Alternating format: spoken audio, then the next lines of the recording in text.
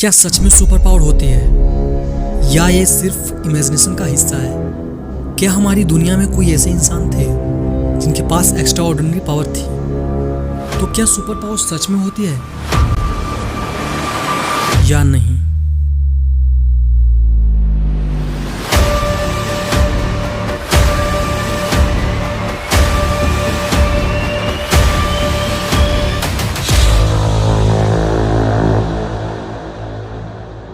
Super power, इस शब्द के बारे में सोचते ही हमारे दिमाग में कई प्रकार के सुपर हीरोज आते हैं। Iron man, Superman, doctor strange, Spiderman और भी बाकी हैं। मगर सवाल ये है कि आज से पहले क्या इस धरती पर कुछ लोग ऐसे थे जिनके पास कुछ अलग सुपर पावर थी जो आज हमारे पास नहीं है? क्या ये पॉसिबल था? हमारे प्राइजलेस स्क्रिप्चर और माइथोलॉजी में सुपर पावर के बारे में बहुत सी बातें मिलती हैं। महाभारत में भगवान श्री कृष्ण के पास दिव्य शक्तियां थीं और ग्रीक मिथकों में देवताओं के पास असाधारण शक्तियां मानी जाती हैं। हालांकि ये शक्तियां धार्मिक विश्वासों और कथाओं का एक हिस्सा थीं, न कि वैज्ञानिक प्रमाण पर फैक्ट। अब बात करते हैं, क्या सुपर पावर साइंटिफिक रूप से पॉसिबल है? क्या ऐसा कोई रिसर्च हुआ है जो इसे सिद्ध करता है? आज के समय में कुछ रिसर्चर्स मानते हैं कि हम अपनी मानसिक शक्तियों को कुछ हद तक नियंत्रित कर सकते हैं। एग्जाम्पल के तौर पे न्यूरो फीडबैक और मेडिटेशन टेक्निक के माध्यम से कुछ लोग अपने मानसिक और शारीरिक स्वास्थ्य में सुधार कर पाते हैं, लेकिन इसे सुपर पावर के रूप में नहीं देखा जा सकता। सुपर पावर के प्रकार क्या हो सकते हैं? क्या ये सिर्फ फिजिकल स्ट्रेंथ से संबंधित होता है या मेंटल पावर से? साइंस में ऐसी पावर्स जैसे साइकोगेनेसिस और टेलीपैथी पर कुछ प्रयोग हुए हैं, लेकिन अभी तक यह साबित नहीं हो सका कि ये पावर्स असल में होती हैं। बहुत से रिसर्चर्स मानते हैं कि ये घटनाएं साइकोलॉजिकल भ्रम या वास्तविक विश्वासों पर आधारित होती है। इसका मतलब ये है कि जो इंसान विश्वास करता है कि उसे टेलीकिनेसिस आती है और वो जब ये ट्राई करता है, उसकी प्रैक्टिस करता है, तो उसके माइंड की वजह से वो ऐसा कर पाता है, बट वो असल में होता नहीं।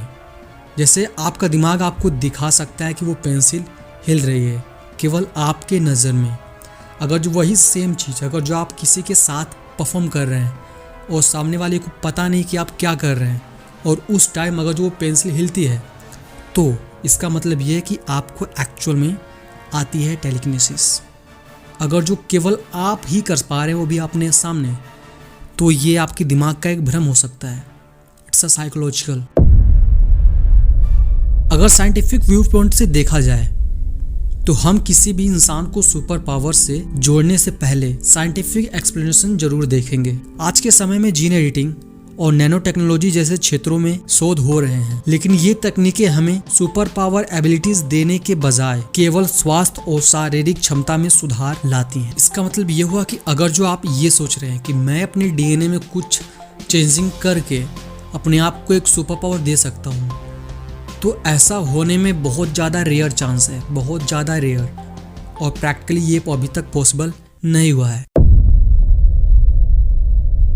क्या भविष्य में हम अपनी शक्तियों को और बढ़ा सकते हैं? क्या साइंस हमें ऐसी शक्तियां दे सकता है?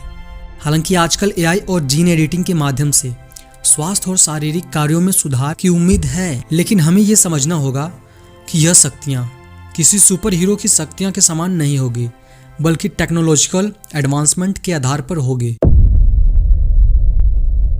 तो क्या सुपर पावर सच में होती है?